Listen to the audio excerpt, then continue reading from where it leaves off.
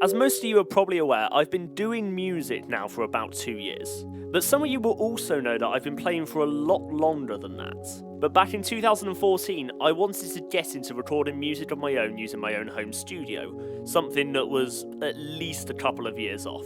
And whilst that didn't really go well considering the equipment that I had, I eventually recorded a single cover that was released about 5 years ago. And as I have nothing else to do at the moment, I felt it was time to restore this track and see what happens.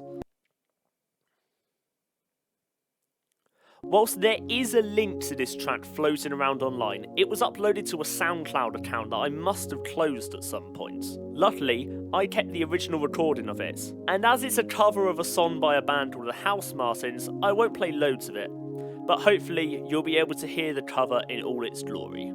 Okay, so already the guitars sound awful, they sound like complete rubbish. Oh.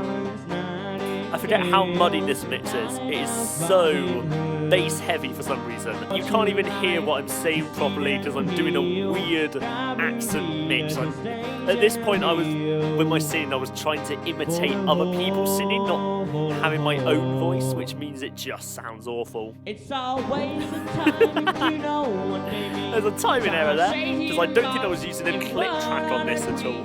So these vocal harmonies are completely out of time. Yeah, it is not a very good recording. My first step was to actually try and restore it, using what I can to make it sound better. 5 years ago, I had absolutely no idea what I was doing with recording, and so it sounds awful. To show how little I knew about recording, mixing and mastering, the track had a sample rate of 192 kHz. Most songs that people release are at 44.1 kHz. Needless to say, the project didn't need to have a sample rate 4.3 times higher than what it should reasonably have. What I tried to do next was to isolate the vocals and the instruments. At first I tried a website called Phonic Mind. It looked great, it looked ideal, it seemed like a great website. Until I spotted the pricing tab at the top of the site and realised that you have to pay, despite the fact it said that it was free on their website's description. So that was a no-go. I next tried good old Audacity to remove the parts, but because of how it was mixed, I just gave up on it and didn't even bother trying to isolate the parts. So after that, it was over to Logic to try and mix and master it the best that I can. The first roadblock was the sample rate of the track. I told Logic to convert it to 44.1 kHz, but it was not having any of it and was stuck loading for a solid 5 minutes, so I ended up working on my EP. Instead, I tried to convert the project to 192 kHz instead. That also didn't work, and I decided to look up how to change the sample rate on Audacity, as well as downloading it for a Mac because I was lazy at this point. And in the end, I eventually got the sample rate down to 44.1 kHz. However, I had to use math. Changing the track's sample rate in Audacity actually slows the track down and changes its pitch. So I had to do 192,000 divided by 44,100 to get a number needed to fix it. So using Audacity's changing speed plugin, I was able to put that number in and get it to the right pitch and speed. Put it into Logic and everything was fine, except it wasn't. I was an idiot and didn't notice the clipping on the track because of how loud it was to begin with. So when I put it into Logic, it was all massively distorted, which means I had to do it all over again to lower the volume on the track in Audacity before using it in Logic. Now that I'm back on track, it is somewhat easier to get it in a more mixed form. In the end, I split the track into different frequency bands and leveled them as such. This means I was able to reduce a lot of the bass that was prominent in the original mix. After that, it was just a case of adding a decent amount of reverb on one of the tracks so it doesn't sound completely dead as a recording, and to apply my final mix which goes on all of the tracks that I produce. The final product is still the same track as before, but it is not extremely bass heavy like it was. If anything, it's a little too treble heavy, but because this was part one of a project, I just left it. This is the Flag Day remaster. So already it doesn't nearly sound tinny. I mean, it sounds pretty decent, actually. The vocals are more lost in this than it was beforehand. I think that might be an element of the final mix that I used. The vocals don't nearly sound as prominent as they did in the original version. It just sounds, it doesn't sound awful, it's not super prominent. Part 2 was to re-record the song, being as faithful to the original as possible.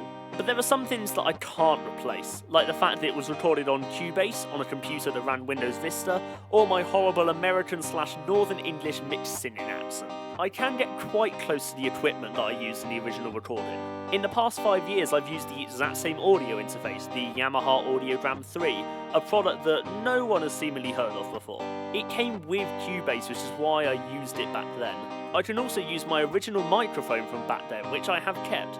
I don't even know what specs it has, and it has no brand name on the microphone, so I'm just going to call it microphone. I started with recording the electric guitar, which is what I would have done back in the day. You can tell because everything is out of time because it wasn't recorded to a metronome. I went back and forth about whether I would use one or not, but in the end I used one because I'm used to that stuff now. Recording the guitar was not a problem because it's just a simple line in through the audio interface. As the original only had guitar and vocals, it was on to the other one, the vocals. For this I dug out the original microphone, realised that it said BM800 on the front, properly ignored it and still called it microphone and recorded the vocals. Whilst this is a recreation, I wasn't 100% faithful. I changed the ending because my voice has already given up from trying to recreate 13-year-old me, and was also suffering from hay fever at the same time.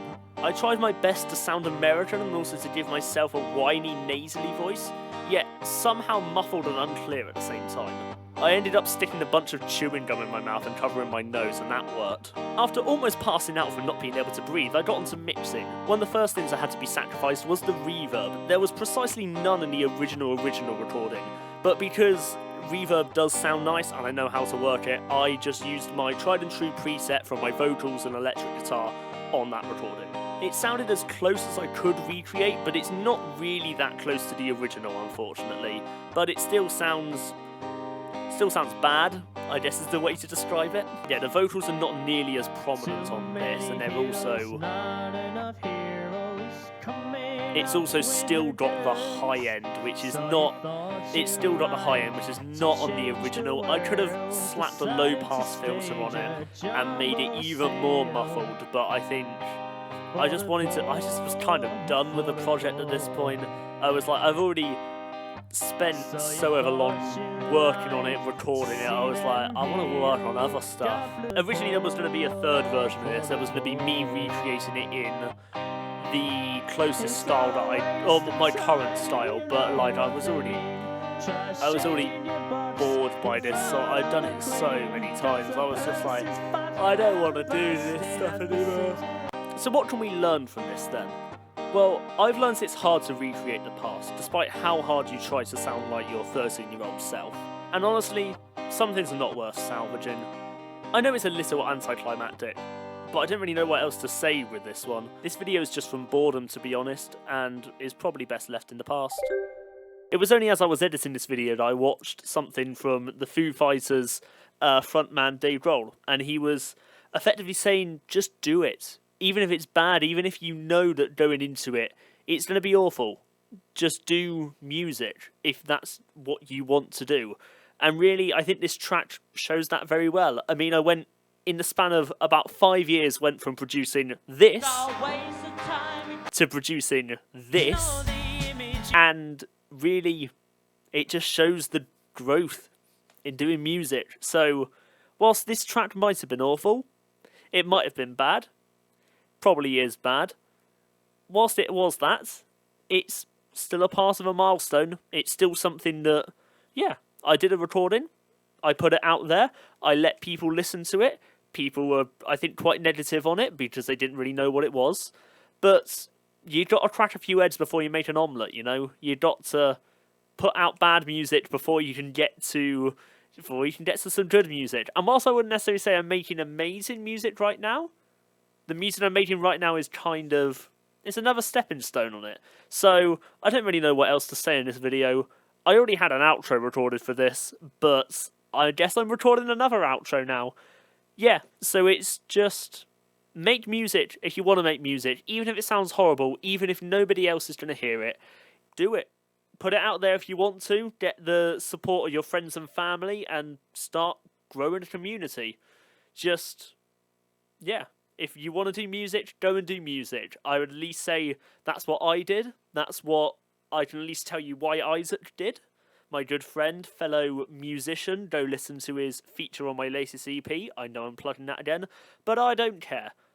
Just, yeah, put out music, listen to music, get influenced by music, just record and play music. Do whatever you want. I hope that I've inspired people. I've hoped that this video has shown that, yeah, I can still put out completely, utterly rubbish music. I just hope that it's helped people, you know? So, thank you for watching. Stay tuned for more content. I'm going to be doing more music-based content. I've got a bunch of stuff to upload. And I'm going to be going to university, so I might be making more stuff there. But yeah, stay tuned, watch the channel, follow me on Facebook and Instagram at Joshua Faulkner Music, follow my music online, Joshua Faulkner, and stay tuned as an awful outro, but I don't care, I'll come up with one in the future.